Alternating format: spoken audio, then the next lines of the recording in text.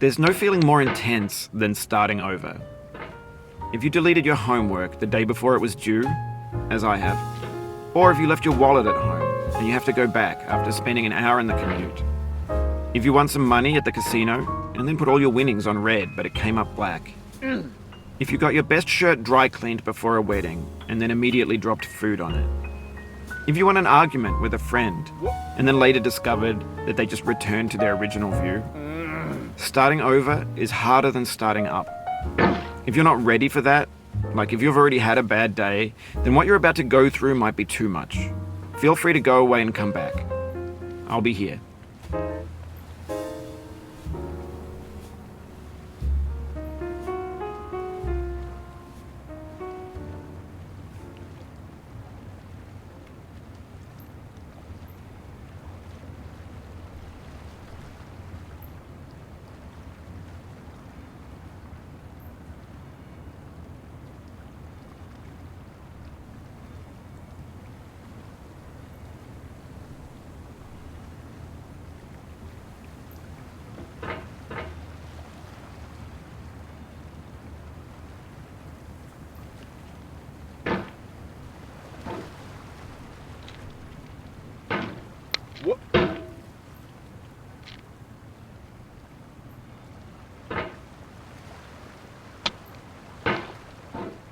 Alright, thanks for coming with me on this trip. I'll understand if you have to take a break at any point. Just find a safe place to stop and quit the game. And don't worry, I'll save your progress, always, even your mistakes.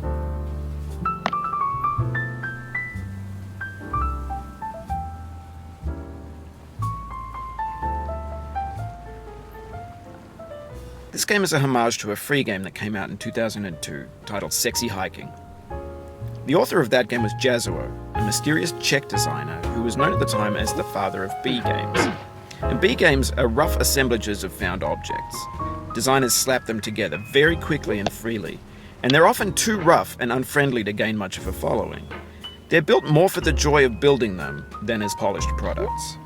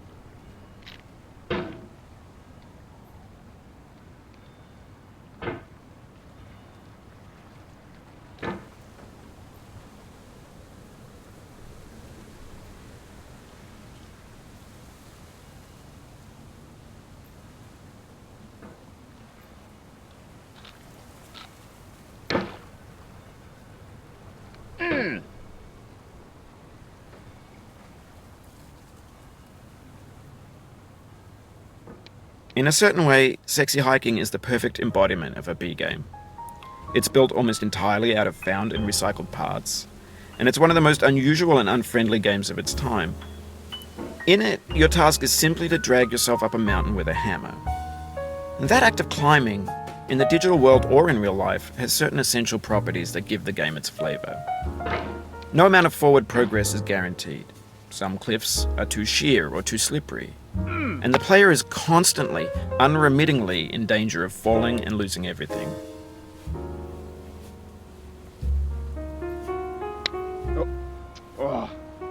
Oh, you just lost a lot of progress. That's a deep frustration, a real punch in the gut.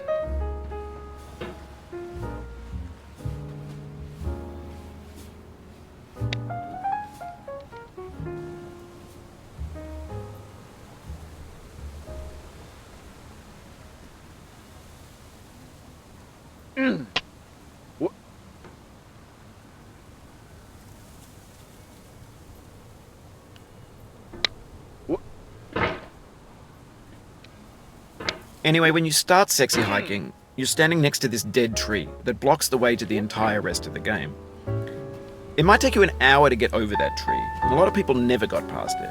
You prod and you poke at it, exploring the limits of your reach and your strength, trying to find a way up and over. And there's a sense of truth in that lack of compromise.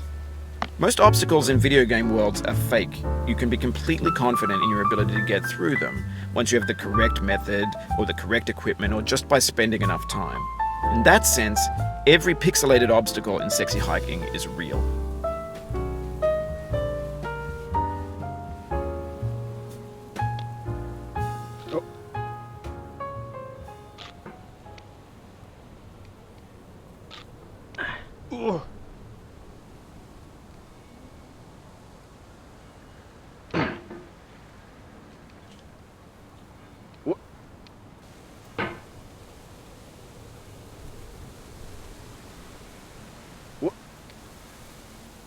The obstacles in Sexy Hiking are unyielding, and that makes the game uniquely frustrating. But I'm not sure Jazuo intended to make a frustrating game.